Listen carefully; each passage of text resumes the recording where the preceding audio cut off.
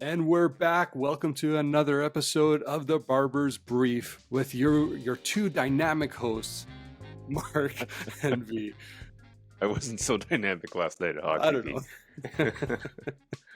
know. But let's go with it. Let's run with it now. I'm fired up for this episode. So how about you kick us off with some what's hitting us in the news? Yeah, for sure. So the first one that I saw that I thought was really interesting is that in Fast Company, they were talking about Eddie Bauer changed its logo because Gen Z doesn't read cursive. I can't even. And it is such an interesting article. To me, I just kind of see that as like a really short-sighted view. I feel like anytime you change a logo, you're putting yourself at risk for destroying all the value you just created. And so, to me, like Gen Z reads cursive. They know how to read cursive. I know. Like to blanket a whole entire portion of the population as being unable to do something that everybody's been able to do for so long. It's strange to me. Especially where there's so many other logos that are still cursive. Think of Kellogg's, you think of Barbie that became so popular right now. That's all cursive. Yeah. It's just, come on. If that's the insight that you're kind of hanging your hat on and why you're changing your logo, cool. Yeah. Maybe focus on how to appeal to Gen Z a lot more differently Yeah. than just changing your logo because they quote unquote can't read cursive. Totally. Be better, Eddie Bauer. Come on, be better. What was your first bit of news that you wanted to talk about? Yeah. So Marketing Week actually released this article around, they called it Trust Your Gut, and that's what caught my attention immediately. But the subtitle was Marketing Leaders on Prioritizing Wellbeing on Job Hunting. So this one for me really resonated on so many different levels. Mm-hmm. And it can be very easy for those of us that are on the job market, just kind of going through LinkedIn, the doom scrolling, if you will. Yeah. And you can get somewhat unearthing or very, very, very difficult to kind of manage because you're seeing so many different things, people posting promotions, people posting, a lot of these positive things. But I think we have to remind ourselves, like, just be realistic, make sure you go back to what's working. I wrote a piece, I guess it would have been a few weeks ago, just on kind of ways you can kind of navigate this a period like that when you're unemployed, by surrounding yourself with people that are in similar situations they can use as confidants, or just working in a network. Another one that I listed, just even taking a try freelancing, and I think it really kind of keeps you current and it allows you to still flex your brain in that capacity. Yeah. So for me, that article really resonated on many different levels. And yeah, I thought it was just a good reminder. Yeah, and your blog post is really good about that too. Thanks, man. It's so easy to get down, and like Very easy. it's really good to get a checkup with each other on mental health, or whoever. Like you and I have done this, but it's just good in general with anybody, especially when you're never hearing back from people on stuff. Like, yeah, that's the thing. That's the thing. What did you have next? Swiftonomics. Oh my gosh, I was waiting for this one. Yeah. There's an article about the impact that Taylor Swift has had on the NFL since she's been dating Travis Kelce. Mm-hmm. So, for anyone that doesn't know, Taylor Swift has put Travis Kelce on the map. Apparently, I keep seeing all these posts. Please don't. Yeah, but she just had her movie that opened this weekend for $100 million, which is the biggest, I think, opening weekend of all time in October. Yeah. She's huge. Obviously, she's like selling out everywhere around the world. People love her, especially women and kids, like tweens and that kind of stuff. Yeah. So from an economics point of view, the NFL is loving this. They are 100%. Bringing in, and that's a huge growth market for them. So in terms of like mental availability we've talked about, yeah, they are doing a great job at getting more and more people interested in football, particularly because Taylor Swift is able to help them do that with target demos that they need to grow in. There was a number that, like, I think the second game, as a result of her attendance at the second game for the Kansas City Chiefs, Travis Kelce's shirts went up by like 300%. The shirt sales went up by like 300% or something crazy like that. So it's a really interesting thing. And talking about physical availability, I know the NFL also just did their stint in Europe. So like the two things combined, they're really leveraging a lot of Taylor Swift's presence. Yeah. to maximize their potential. Yeah, I even remember seeing like she was wearing, I don't remember it was a New Balance shoe, but like even New Balance is getting behind is like, the Swift look, or I don't know how they Yeah, coined it, but it's everyone's just trying to capitalize around anything right now that she's touching. Um, and obviously the NFL's taking full advantage of this. yeah, it's From a amazing. fan perspective, like guy that watches football, it's like just leave my sport alone, please. It's like Yeah, it was yeah. okay. Well, and I think that's a good point. Like a lot of guys, like these guys that are going that's on the TikTok and Yeah, Instagram and all that with their wives and girlfriends saying, "Oh, Taylor Swift put Travis Kelce on the map." yeah. You're It's like, like come on. please, exactly. Yeah. Uh, What's next for you? uh, Digital marketers rejoice. 'Tis the season. So Marketing News Oh, Canada, yeah, they announced, they basically talked about all the ad platforms, not all of them. So they highlighted really Meta and Pinterest, that they're bringing new toys for this holiday season. So hmm, many of which are going to be available for Cyber Monday and Black Friday. So some of them are, Meta is now releasing a new promotional ads that automatically applies a promo code and promo codes to mm-hmm, checkout, reminder ads and shop ads with more integrations that allows them hmm, to really check out within the app as well, right? yeah, Remember, like you don't have to leave the platform to actually do the checkout. You're doing that right within the platform, which is awesome. exciting. Pinterest is also launching a Premier Spotlight on search and home feeds. Um, Oh, Yep. Also doing quiz ads and a lot more that they didn't announce, but it seems like it's coming. What's exciting about Pinterest, Pinterest is an interesting platform because it does one thing really well. It marries intent and visuals so yeah, well.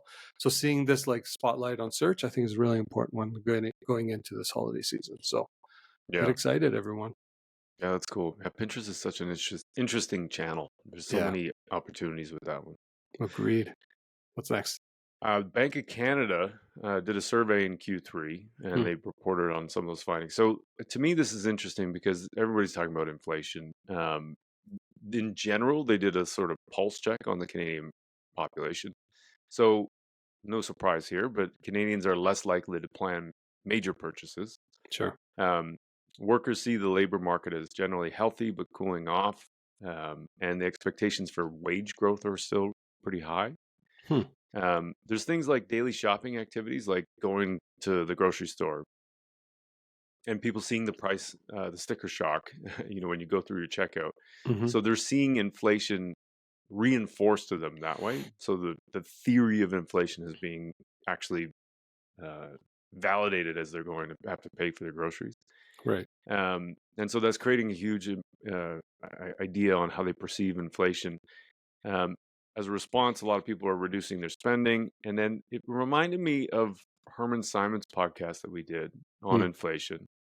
And I remember him having this conversation around people don't save money uniformly across the purchase categories. So he had done a survey, I think it was last year, with his team, and they said that travel spend was up, but when they're going to the grocery store, a lot of consumers are going to substitute for cheaper products. sure. And so I think from my perspective, what's interesting for advertisers and marketers is thinking about promoting value messaging instead of just looking at discounting costs, especially if you think about inflation being a long-term activity, Yeah. which it is. There's a huge opportunity for marketers just to promote the value and benefits as opposed to their costs. No, I love this one. And focus group of one, probably the worst focus group, but I've even noticed in myself and the way we shop now, especially Oh, at the totally. grocery store, right? Yeah. It is more private labels than ever before. Yeah. It is making sure that we're focusing on the value or how to stretch that dollar further. Yeah. So it is a thing. We still traveled, so Yeah. that we knew that was like a sunk cost because it was something that we wanted to do. But at the same time, we're trying to make up for it, like in a different Totally. way, Yeah. and that's kind of what's interesting. Yeah, that was a yeah, I was. I guess one thing actually I didn't. We're talking about the labor market is healthy but cooling off. It's like I don't know. I guess it depends what sector. I think overall, like the Yeah. unemployment rate in Canada is still what at that 6.7%. Yeah. I So don't know what the number is offhand, but yeah, I think which it's isn't terrible, yeah. obviously, but yeah, I guess it just depends the disciplines. Yeah. What do you got? All right, final one here. Headline got me on this one too.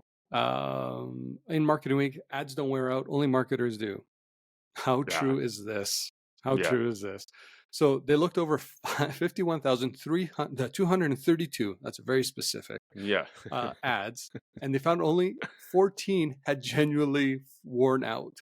The remaining 51,218 were pulled before there was actually wear out to the consumer. Yeah, that's wild. Like, It is uh, crazy. isn't it crazy? It is crazy. I remember when I worked in media, broadcast media, we would always give people advice that by right about the time that you are getting sick of your ads, the regular person listening or watching TV is probably just starting to hear them. Yeah. And then we just pull a brand refresh just because we got bored. Yeah. Yeah. Yeah, the implication for me is fascinating. To your point, like I don't know what the actual rule of thumb is, but I know when we were working together at Check, there was a general rule of thumb that you were trying to set up your budget so you had about a 4-to-1 ad spend to creative investment Sure. ratio. So if you had spent $1 on creative, you spent $4 on promoting it. Hmm. What is interesting to me is that so let's like, that's $5 altogether. Yeah. So you can if you keep your creative and you don't buy another or invest in a new piece of creative, you Hmm. now have boosted your budget by 20% Yeah. for media distribution Yeah. without doing anything different. Totally. So there's a huge opportunity there, I think, for increasing excess share of voice. Hmm. Oh, totally. And I think when you think about it is we're reluctant because at the same time we're always thinking about the personalization of our ads. We're trying to get to that one-to-one marketing, all these things that we're constantly, I guess, tasked with. Yeah. Where the reality is, you could probably just stretch campaigns a lot longer than what you normally would, or Mhm. you think that you need to. Mhm. Which again goes back to what you were talking about earlier around mental availability, Mhm. and it's that consistency. So Yeah. yeah, like, Yeah, one other thing too, as you were just saying that, it just reminded me, going back to the Eddie Bauer conversation mm, and connecting it to the marketing week one. Like even from one campaign to the next, it's not necessarily that we're changing the logo, but we're changing the campaign platform. totally. And we'll talk about this a little bit later on with the ad of the week, but Yeah, like there's a huge opportunity to create a consistent platform. So you're not like reinventing yourself every single time either, just because you're running a exactly, new ad. exactly. So V, moving on to the next section, we've got a case study here that you wanted to talk about with Sprite. Yeah. Well, Tell me about actually, that. yeah, and a great segue because you're talking about marketing platforms. So Sprite, it was May of 2022. They debuted their first ever global brand platform, and it was named Heat Happens. And the whole idea behind it is just to remind people, consumers, that to essentially keep their cool in those heated situations. So if you can imagine someone waiting in the bus line, or someone's next to them in the bus that's just really loud, to keep you cool, keep you calm, have a sip of Sprite. That's essentially what the brand platform was. But Hmm. it posed a few challenges because it was their first of all, it was their first ever global brand platform, which actually created, I guess, a unique challenge on the, what's it called? The The production. execution. Oh yeah. Yeah, the production of this. So, you know, I found an article that talked about it. It took over 7 months from start to end to complete all production, which included over a Hmm. thousand assets in over Wow. 200 markets. Wow. So just the sheer size of this campaign obviously was a large undertaking. Yeah. And they were also, so another challenge was actually they were also struggling in, kind of waning a little bit in penetration and market share. So Hmm. obviously another challenge was just how do you make sure that you can turn that tide around Hmm. from, Interesting. yeah. So what was really interesting though is the way they approach it from a strategic perspective. So Okay. they were thinking that by applying this kind of real world lens Hmm. to, and making the campaign somewhat relatable, Hmm. actually allowed them to target all these regions without really having to do too much change to localize them. Mm. because everyone can relate to some of these moments, and we'll highlight them in a little bit. And a second strategic decision was focusing on Gen Z. So the Yeah. narrative around this, these heat moments were really things like, Wi-Fi isn't working, and it basically Mm. goes through this process of, just keep cool, keep calm, have a sip of Sprite, it's going to come Mhm. around. Or there was an ad specifically where this gentleman, sitting on the bus, but the gentleman beside him is making a lot of noise. Yeah. It showed a small little glimpse of, hey, wanting to wring his neck, so to speak, but instead he just put on earphones and drank some Sprite. So you Right. kind of get the idea of, these heat moments are very, very much rooted in what Gen Z is actually dealing with from a day-to-day perspective. Yeah. It's interesting because yeah, when you first said that, I was thinking about the 1,000 assets across Yeah. 200 markets, and it would be so easy to find differences. Hmm. I think it's interesting because it sounds to me like they're finding similarities Yes. across the markets, which is much more inclusive and much more effective and efficient if you're building assets for a global, because you That's a already great have to point. change language. Yeah. Well, Interesting. it seems like it's generational similarities, right? That Yeah. apply. So, and I think that's really unique that they were able to kind of look at this as a platform and say, okay, what are the commonalities that, Yeah. say, Gen Z has in each of these regions? Obviously, some may over-index in some regions than others, but at the same time, I think it felt like technology was kind of like at the root of it. Yeah. Another one, there was an interesting ad where it's like uh, two siblings. Little brother was just sitting there playing the banjo, making a lot of ruckus. Yeah. Sister wanted to essentially like hit him over the head with a banjo, but again, cooler heads prevail, and she Yeah. just Right. drinks some Sprite and puts on some headphones. Right. So it was, and another thing that they did strategically is actually invest on and have a strategic partnership with what's it called, Universal Music Group. So they launched this series called the Limelight, which actually highlighted global artists who were basically introducing new ways of doing music. Well, that's Again, cool. yeah, totally back connecting with Gen Z, because Gen Z is a lot more forward thinking, trying to find some of those outliers or those Yeah. music Yeah. artists that aren't mainstream. So Yeah. that was a really nice touch. Cool. Execution. So Yeah. we talked about it's a global platform, and this campaign rolled out into over 200 regions, which is just insane. Now, the country list included like North America, obviously, the Greater China, India, Africa, Europe, Asia, South Pacific, Korea, Middle East, Latin America. Wow. It literally covered, almost, I can't say coast to coast, but from one end of the world to the other. Yeah. Um, but the campaign really focused on a lot of influencer engagement as well. Mhm. Obviously, topical social media activations, out of home. We talked about film. That was their Limelight edition. But they Mhm. also did some fun, creative executions when that were targeting marketers and the trade press, which Mhm. parodies essentially the behind the scenes of process of running a Well, that's campaign, fun. which was a really unique way of also, adding more, I guess, what's the right word here, but just adding more to the campaign Like itself. authenticity. Sure, I like that. I'm running with it. So it was really well done, and I wish we could kind of just show all the creative Yeah. Yeah. executions, but it was, we'll highlight some in the video, but Cool. it was just really well done in terms of bringing it to life.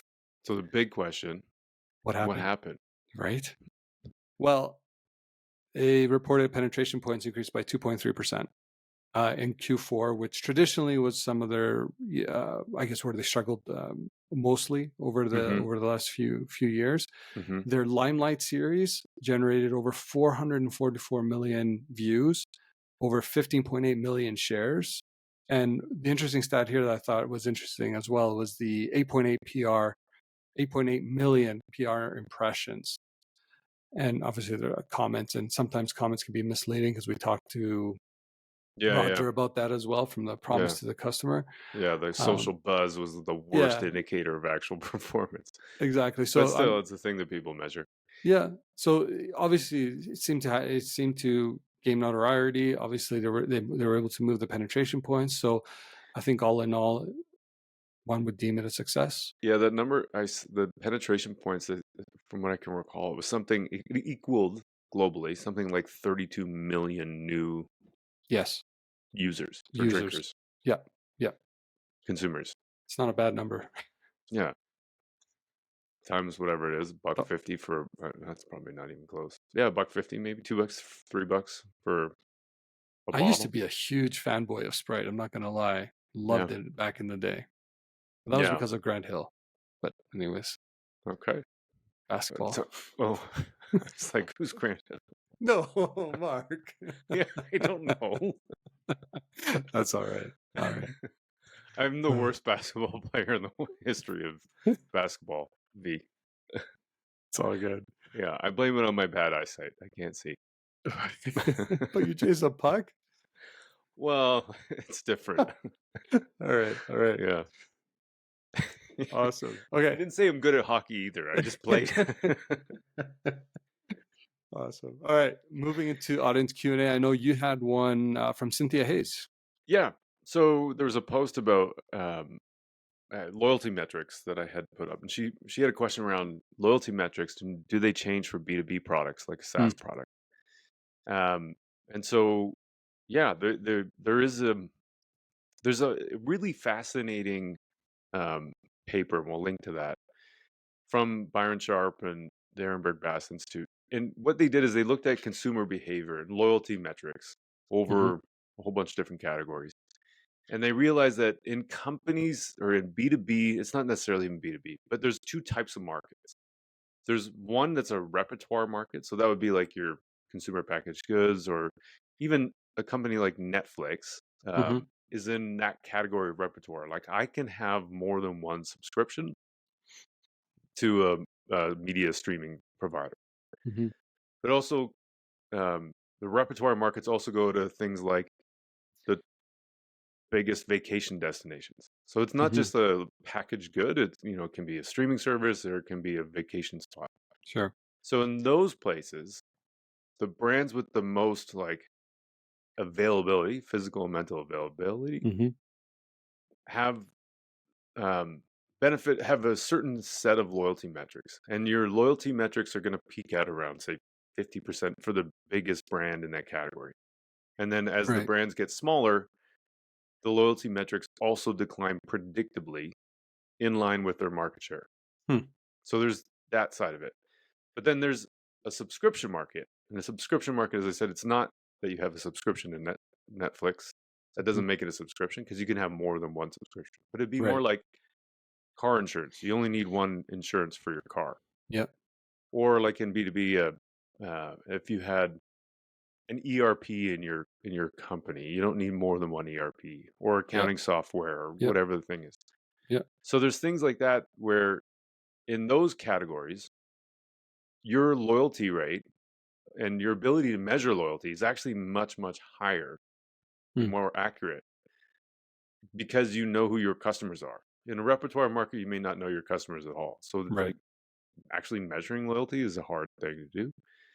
And in a subscription market, your average loyalty is around 80%.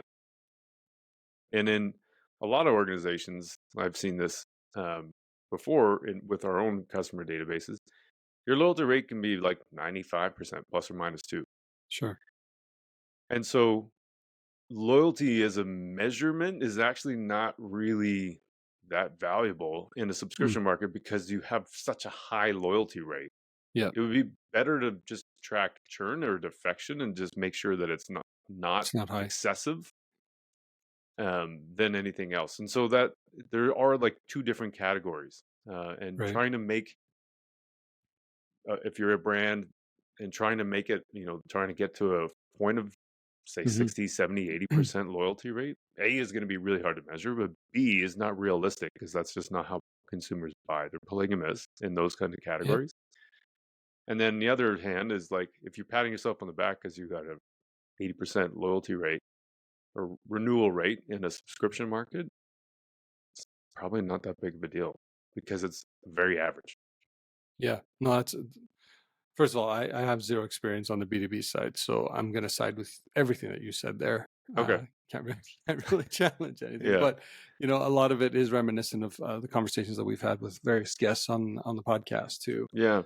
But yeah, Well, and no, Roger Martin talked about this too once with us, where he's talking about like it's about building habit, yeah, right? totally, And you don't want to screw up the habits you've built. So exactly, yeah, like that's a really important thing. yeah. Yeah. You were also tasked with identifying an ad of the week. I was, and I found one Okay, thanks to John Evans and Uncensored CMO, his recent podcast with Mark Ritson, which if you haven't listened to that, you should. It's amazing. It's really entertaining, but also insightful. But the ad that they talked about there, I had never heard of this before, but a lot of people probably have. It's Cadbury's Garage is the name of yeah, the ad, and we'll put a link to the ad. But Ritson called it the greatest ad of all time.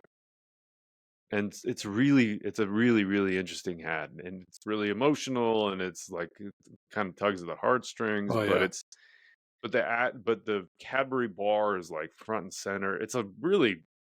Like a film, I would call it. Like it's a movie in a yeah, 60-second like block of time. totally.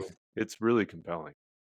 Well, I don't know if it's because we're also girl dads, and Yeah, maybe. for me, I could envision that being me, so to speak, right? Doing that Yeah. for my daughter or something, right? Yeah. So yeah, it was very, very, very, very well done. So great choice. Yeah. Yeah. And Mark, if you're listening to this podcast, check your email. Mark Ritson, that is. Oh, not me. No, you. Mark Ritson. Check your email. Awesome. So V, what's next? What's coming up? Coming up, we got John Dawes from the Ehrenberg Bass Institute, and we get to talk on one of the most controversial topics, NPS. Is it really the only number you need to measure? Yeah, that was an amazing conversation. It was incredible. It was incredible. Yeah. And Nick Bond, if you're listening, you're going to love this one. You're definitely going to dig into this. So yeah, really exciting episode coming up next week. Yeah. Awesome. Okay, V, this is great. I love these quick hits. This is super fun. This is really a lot of fun. Yeah. Okay. Until next week. Go chase profitability. Oh, look at you. Right? That's a good one. Let's make it a thing. That's our thing. That's how we sign off now. I like it. Try it on. Let's see what next week's flavor is. Yeah. All right. Take it easy. Take care.